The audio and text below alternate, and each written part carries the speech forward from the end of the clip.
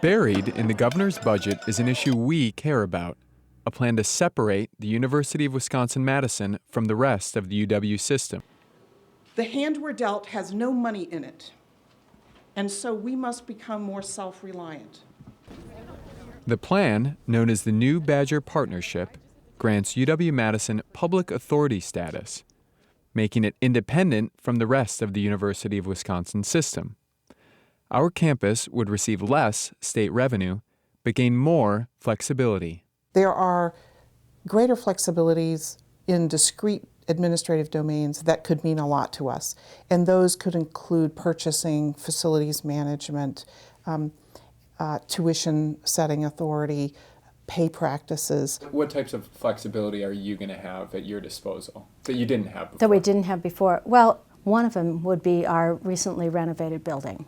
The funds that we used to build this building or to renovate this building all came from a private gift. We had a $32 million gift. The state took a cut of that.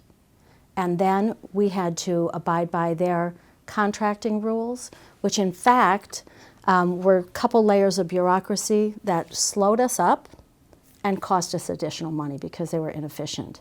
While some students support the plan, others, including the Teaching Assistants Association, oppose it. Opponents want the same flexibility for all campuses.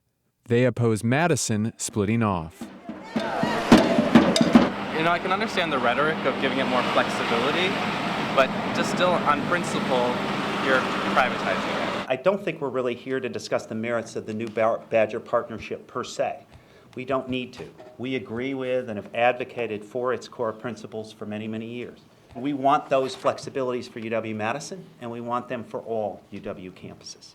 The flexibilities that are being sought in the New Badger Partnership are flexibilities that this campus needs just like the other campuses need. We obviously we're facing a big cut in state aid, and to address that, I think we need to have some tools to make that happen. We come at this from the same perspective about the need for change. We've been together now for 40 years. If you split up, we think it'll lead to increased competition among the UW campuses. We think it'll definitely lead to increased duplication of services and academic programs. We think it'll harm the reputation of all the UW campuses, including UW-Madison, and we know it will be very costly. I think one of the biggest fears that our campus would have, and probably any campus would have, is what happens in the competition for state resources if you end up having a board for UW-Madison and a board for the rest of the campuses. What we're most worried about is tuition. Under the current system, the Board of Regents sets tuition for UW-Madison and the rest of the state's campuses.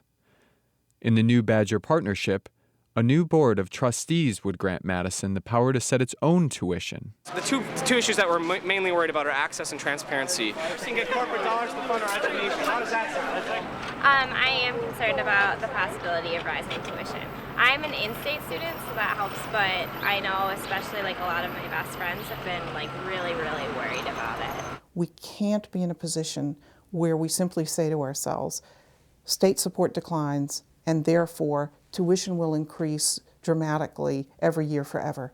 That is not our goal. Our goal is to balance affordability with quality because the state needs both. The accessibility of, sticker shock of how much students are going to be paying. She says that there's going to be more aid. Do we know if there's going to be more aid? With or without the Madison split, our campus and the others are facing significant cuts. The proposed budget slashes $250 million in funding over the next 2 years, with half of that coming from UW-Madison. Both sides agree that something needs to be done in order to prevent a serious slip in higher education. But what we want to know is, at what cost? I've seen and heard people from UW-Madison, not just Chancellor Martin, say that, that autonomy is the only way. Well, I think there's an important and meaningful difference between flexibility and autonomy. You can change that inflexible state law without fracturing the coordinated, unified structure that we have today that I think, and I know, serves taxpayers and students very, very well. What's important to me in this is not the split from the system. That was not our goal, but we see the wisdom in what the governor's proposal offers UW-Madison. The problem for the rest of higher ed in the state is if the quality of UW-Madison deteriorates, and that is almost inevitable with the status quo, then it serves no one to be in a system together.